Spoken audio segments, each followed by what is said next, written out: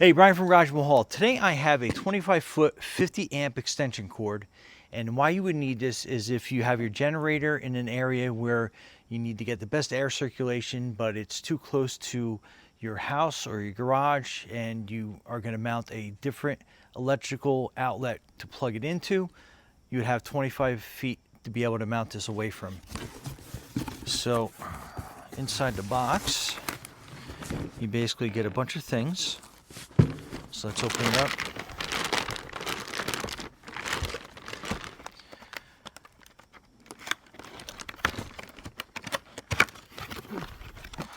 So this is the receptacle box that you'd be mounting up to.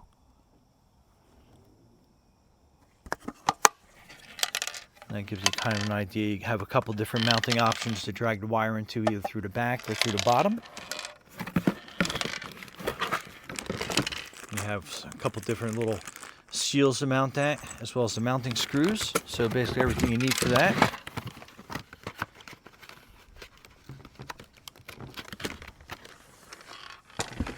And then you get your cord.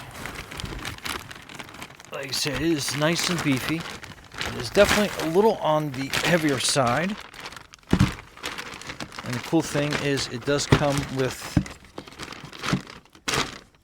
a cord wrap to put around that, and then your two different ends.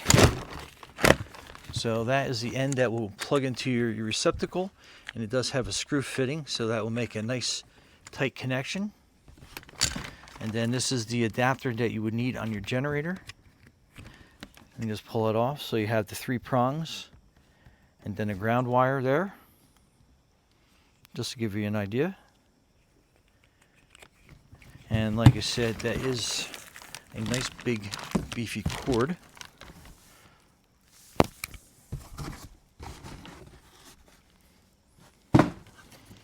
But Brian from Garage Hall, thanks for watching, and be safe out there.